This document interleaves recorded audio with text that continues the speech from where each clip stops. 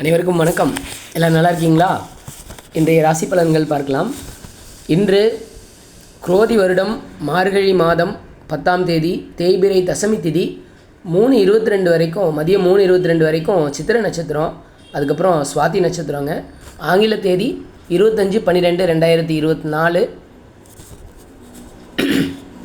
இன்றைக்கி ராசி பலன்கள் பார்க்கலாம். மேச ராசி பொறுத்த வரைக்கும் மங்கள காரியங்கள் நடைபெறக்கூடிய நாளாக இன்றைய நாள் இருக்குங்க. தாய் வழியில் நல்லது நடக்கும். மாணவர்களுக்கு சந்தோஷமான நாளாக இன்றைய நாள் இருக்கும். இன்றைக்கி லீவு தானே, அதனால் கூட எடுத்துக்கலாங்க. ரிஷபம் பெயர் புகழ் கிடைக்கக்கூடிய நாளாக இருக்குது. தம்பி வழியில் நல்லது நடக்கும். ஹெல்த்து பார்த்துக்கணுங்க. மிதுனம் குடும்பத்தோட டைம் ஸ்பெண்ட் பண்ணுவீங்க. நல்ல நாள், பணவரவு இருக்கும். அதிர்ஷ்டமான நாள்னு சொல்லலாம். கடகம் சுப நிகழ்ச்சிகள் நடைபெறக்கூடிய நாளாக இன்றைய நாள் இருக்குது. அம்மா வழியில் சங்கடங்களை தவிர்க்க வேண்டிய நாள். சிம்மம் சில பேர் வெளியூர் பயணம் போவீங்க. உங்களுக்கு பிடிச்ச விஷயங்களை பண்ணுவீங்க. சில பேர் கலை நிகழ்ச்சிகளில் கலந்துக்குவீங்க. கொஞ்சம் பேர் ஹார்ட் ஒர்க் பண்ணுற மாதிரியும் இருக்குது. கன்னி பணவரவு இருக்கும். சொன்ன வார்த்தையை காப்பாற்றுவீங்க. பயணங்கள் நன்றாக இல்லை.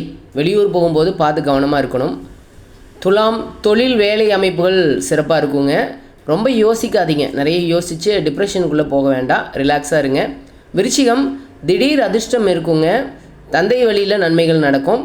தனுசு தன்னம்பிக்கையோடு செயல்படக்கூடிய நாளாக இன்றைய நாள் இருக்குது.